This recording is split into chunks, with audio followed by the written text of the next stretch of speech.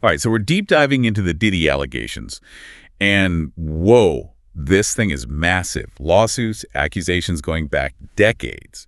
It's a lot, even for someone like me who follows this stuff closely. Yeah, and the thing is, it goes way beyond one man's alleged actions, right? You start to see how power dynamics, especially in music, can create this environment where these things can happen and continue for years. Exactly. So before we unpack all these lawsuits, let's talk about Diddy himself, Sean Combs.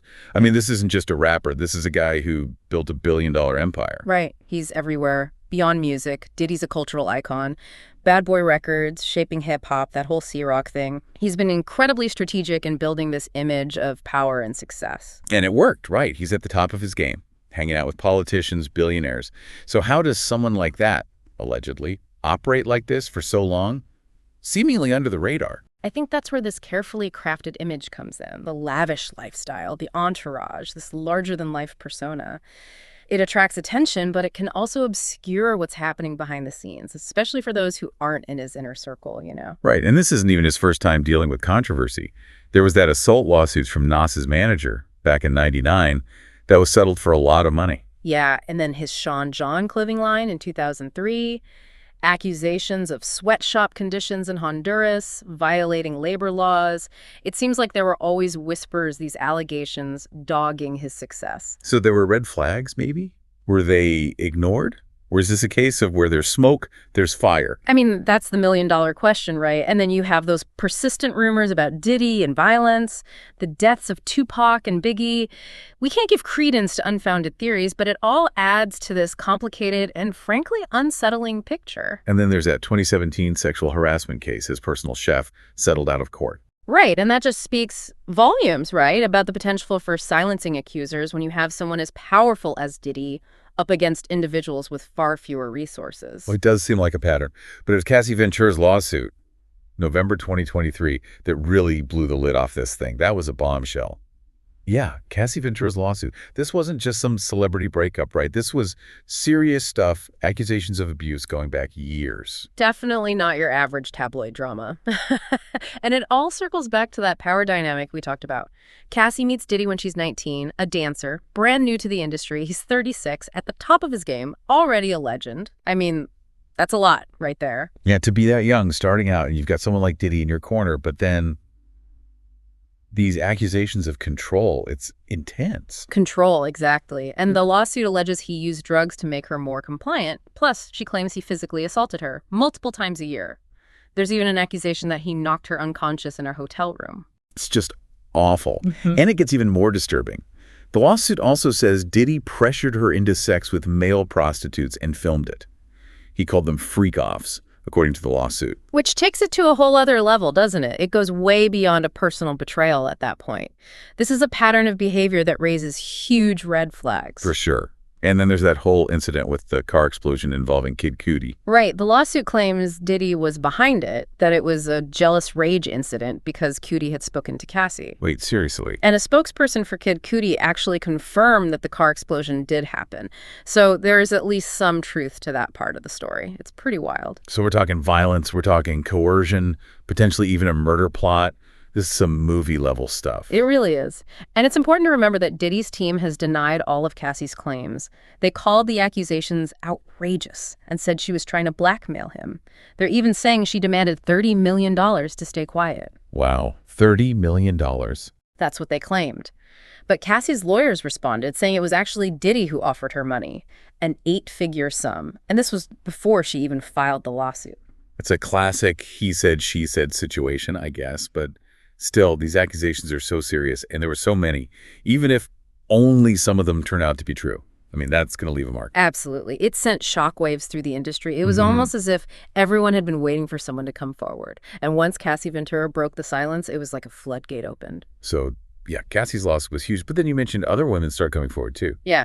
Right? It wasn't just her. It wasn't just a few people, no. Like, just days after Cassie filed that lawsuit, another woman came forward. She was a former college student, and she was accusing Diddy of assaulting her back in 1991, drugging and sexually assaulting her.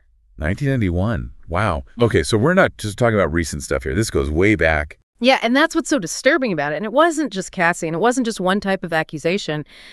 There's another lawsuit. This one alleged that Diddy and a musician named Aaron Hall raped her and a friend. And then you have the case from December of 23, where a woman claimed that Diddy and Harvey Pierre, with another unnamed man, gang raped her back in 2003 when she was just 17. It's like every time you think it can't get worse. Right. And then, February 2024, music producer Rodney Lil Rod files a lawsuit, a $30 million lawsuit against Diddy. And this one was different. This wasn't just about assault. It was about a whole system.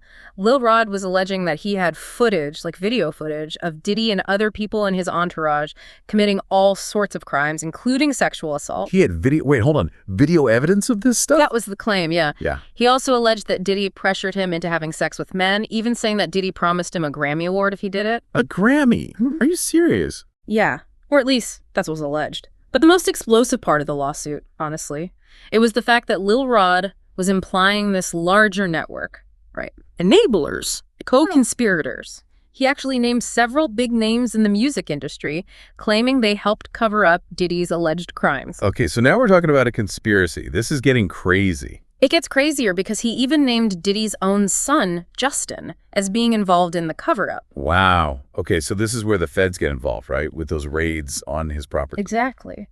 By then, it wasn't just a civil matter anymore. Federal agents raided 2 of Diddy's properties, and I don't know if you remember this, but they actually handcuffed his sons, Justin and Christian, during the search. I mean, that's a pretty strong message right there. They were taking it seriously. And then the arrest happened, May 2024. May 2024. Racketeering, sex trafficking, forced labor, kidnapping, arson, bribery, obstruction of justice. They threw the book at him. I mean, the indictment was huge. Prosecutors were basically saying that his whole company, Combs Enterprises, was a criminal enterprise. And those baby oil bottles, right? They found all those at one of the properties.